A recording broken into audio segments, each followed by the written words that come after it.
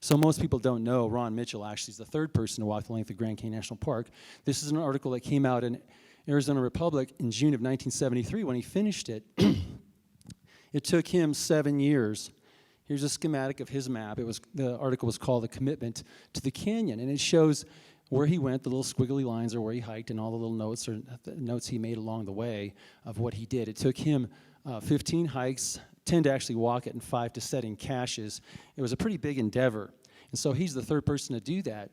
So I really wondered, like, who is this guy? What makes Ron Mitchell tick, and why would he do this? I think being the first of anything is always intriguing to most of us.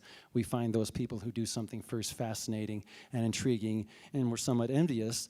And that was part of it. There's a lot more to Ron Mitchell. He grew up in Illinois. He was born in 1938, and he came out west as a young man, like many people do, and he went to New Mexico, and then ended up in Phoenix, Arizona, and got a job at Motorola, the telecommunications company, as a machinist. Anyway, he was exposed to Grand Canyon in 1966, his first hike with his brother, and he fell in love with the place and started hiking it in earnest. And he, like any of us, he would get his pack, and his were exceptionally heavy, and wear his boots and go down there, so he's not much different in that regard. There he is, sipping his water. Unfortunately, Ron had severe blisters on his feet. After this hike, a heavy pack will do that. And so that's not the unusual part. The unusual part about Ron is that he took a film camera with him, and he photographed all of these hikes. This is a food stash that he put down in the canyon at Great Thumb Spring in 1970, and he'd bury his food, and he would excavate things out and stick all the food down in these holes so he could find it. This one was going in there, and he was going to come pick it up a year later. So after he finished the length of the hike, he had the idea that he wanted to do more in Grand Canyon. He got in touch with Harvey Butchart. And Harvey said, hey, the Marble Canyon section hasn't been done completely. As of the early 70s, Marble Canyon was separate from Grand Canyon National Park. It was Marble Canyon National Monument. It wasn't until the Grand Canyon Expansion Act in 75 that it was added. So it hadn't been done, and so Ron decided, hey, I'll go do that. I want to be the first at doing something down there. And this was also written up in the Arizona Republic.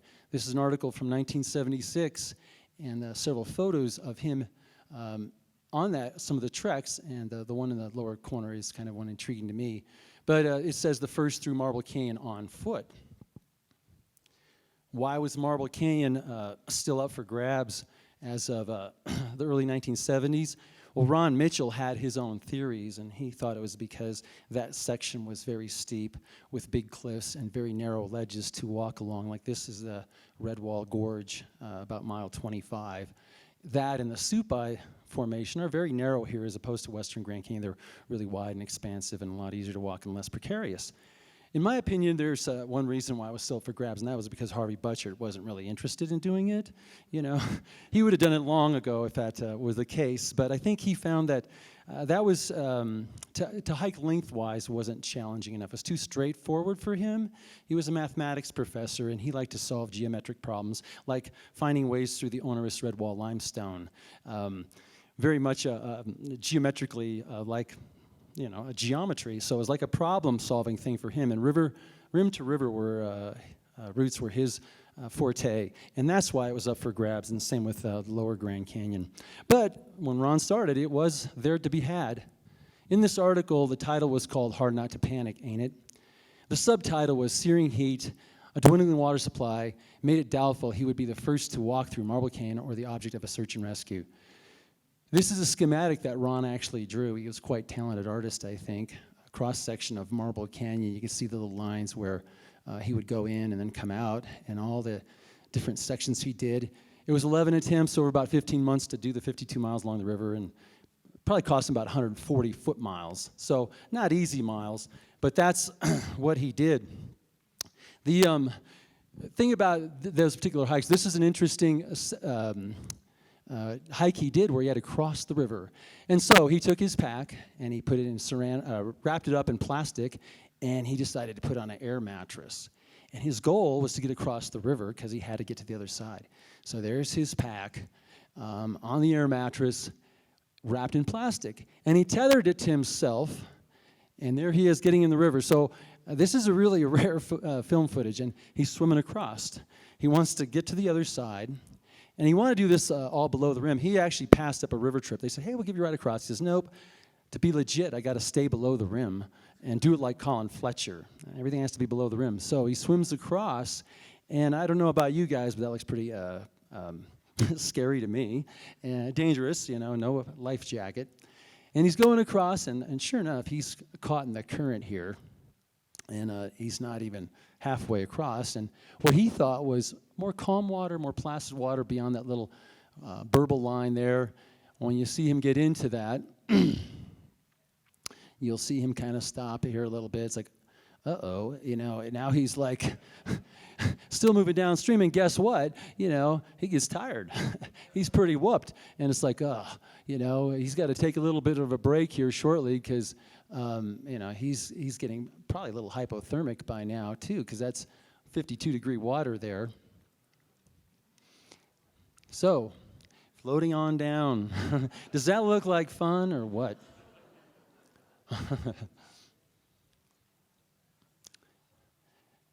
There's a sandbar on the opposite side of the river there. You can see it. Ron made a mad dash paddling here shortly to get over there, and he was extremely exhausted. But fortunately, he lived to tell the tale. The panic part came when the guys behind him, two of his buddies, tried to do the same thing, and their rafts overturned with the backpacks on them, and they got tangled. One of them in particular got tangled up in the tether line and barely made it to shore. They found him an hour and a half later downstream, washed up on the bank like a dead fish, and he was semi-conscious, but they survived, and I think they learned their lesson. So I mentioned that he liked to bury his water and bury his food. He did this to keep critters out, to keep people out, and to make sure that the water didn't freeze and explode the little water jugs. Which brings us to the next panic story, and it involves another reason why I was curious about Ron Mitchell. It was the dynamic that he had between he and his son. My son took his first steps down in the Grand Canyon. My wife and I hiked him in when he was an infant with Kenton Grua. I don't know if you guys know him, but he came on the very first hike we did, and Kenton helped carry my son. And when he was a toddler, I would hike him in, and I wanted to know about the dynamic that Ron had with his boy, Randy. Now, I'll tell you what, when you think about things you might have done when you were young or what you might have taken your kids on, it all pales compared to what that kid did with his dad. It is shocking what he did between ages 4 and 8. Ron would take the boy off places like Great Thumb, down South Canyon, down 19-mile route, along the river, Nankoweap, all these places. This little kid, he would go not once, but twice, but multiple times with his dad. Probably more unbelievable is that Ron would think it was okay to take a little kid with a backpack into Grand Canyon on the Nankoweap Trail when it was really hot. And so he did it for years and years, and probably the most astounding is that his mom let him do it. That Ron's wife would agree to letting Ron take this little kid on all these cliffs and all the exposed areas. But I tell you what, they don't make kids like that guy. I couldn't track him down. He's probably about my age, but quite the astounding hiker. Well, there he is. This is Ron and his son Randy at House Rock Rapid when Randy was 7 years old, and he coaxed the boy down. This is on Easter weekend, and the Easter Bunny showed up that morning with a bunch of candy for Randy to help his spirits. And, pretty impressive what he did with his son. This is a still taken from the Nankoweap Trail where it gets into the next panic situation where alarm bells went off. Ron, this is taken from film footage that Ron gave me, but Ron headed down there in the fall of 1973 with his son, and it was exceptionally hot, and he took this 7-year-old boy 5 miles in the Nankoweap Trail. If you've done the Nankoweap, this is not an easy trail, and Randy started to bonk. They were 5 miles in, and they're going to stash some water and some food, and the kid started throwing up and was really sick, and you can imagine as a father that you'd be in panic. It's like, oh gosh, I'm going to kill my kid here. He thought he had the flu, but eventually they sort of made it out, but it really took its toll on little Randy. The real panic came the next year when Ron was going to hike from Buck Farm Canyon, mile 38, to Nankoweap, which is in the Marble Canyon section, mile 52, and he started out in May, and it got exceptionally hot. It hit over 100 degrees during this hike, and they were running out of water. Last 2 days, they're actually pretty much out. They were down to like a half a quart between the two of them. Last night, before they tried to go up Nanquip to find this stash, they each shared a quarter of a cup of water and a few squeezes of some cheese spread for food. They had nothing else to eat either, so they were in dire straits, and they were both very panicked.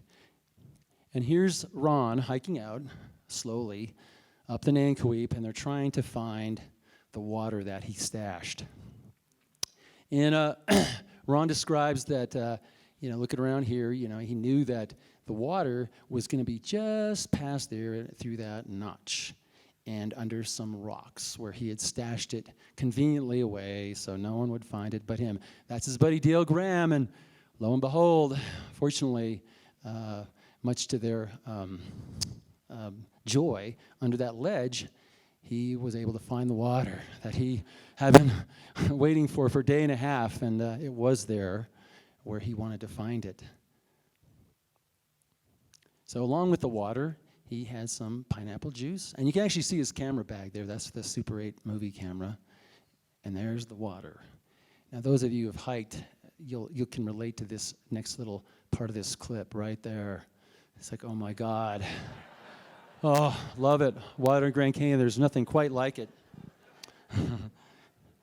So that brings me to the third reason I really wanted to track down Ron Mitchell, and it had to do with something that, to me, is sort of like the holy grail of film footage in Grand Canyon, a fabled movie clip that I first heard of through a friend named Jim Ullman, who was a Harvey Butchert protege. He said, hey, Ron Mitchell has this film that he made of Harvey Butchert actually hiking down in Grand Canyon. I'm like, really? Harvey Butchert hiking Grand Canyon? I mean, Harvey, for those of us who hike, I mean, he's like a god, right? To have film footage of him down in Grand Canyon, that's like a born-again Christian having film footage of Jesus Christ walking on water. It's like, whoa, I got to see that. So he contacted Harvey, and Harvey agreed to go with him on a hike into Buck Farm Canyon, and they met on the rim, and they hiked in, and lo and behold, here is the holy grail of Grand Canyon hiking film footage. This is looking out over Buck Farm Canyon, and there's Harvey Butchert on the right. And he wore a little bandana on his head, and Ron Mitchell said, oh yeah, he walked like that with his little hat, and he could walk all day like that on a peanut butter sandwich. And his wife, Ron Mitchell, said, yeah, he walks fast. Harvey was 67 then, and this is pretty characteristic of Harvey Butchert. He did half his hiking solo. And so he's going out to check out Buck Farm, while Ron Mitchell and his buddy Dale Graham go the other way. And there he is. The late, great Harvey Butchert. In geologic time, that's 44 seconds. It's like 1/10,000th of all the time he spent down there, but it's precious. It's absolutely priceless. So the last leg that Ron Mitchell needed to complete to do the Marble Canyon section was back at Buck Farm. That little slot down there is Buck Farm Canyon, and most of the hiking that Ron did was up on this layer, up here on the Supai, actually right over here. And anyway, he had to come back to this section to complete that Marble Canyon length. And so he captured that on film as well. And here he is, coming out, woohoo, he made it. This is December of 1974, and a classic Ron Mitchell style. He was celebrating getting to the end, but more importantly, he found something that he wanted desperately. You probably guess what it is. Like a little gopher there. And there's his water. And oh, yeah, we all know that thing. Oh, my gosh. So when Ron hiked out, he essentially walked away from Grand Canyon. He kind of left the place. He decided to follow his heart. He quit Motorola. He headed to Idaho to become a manager for a rafting company up there called Frontier Expeditions. He did that a couple of years. Then he went back to being a machinist up where in the Northwest. And for those of you who hike in Grand Canyon, when it comes to water and all that, I think, Ron Mitchell, and how you can see in those videos, these timeless videos of how he sort of approached the canyon and what water meant to him.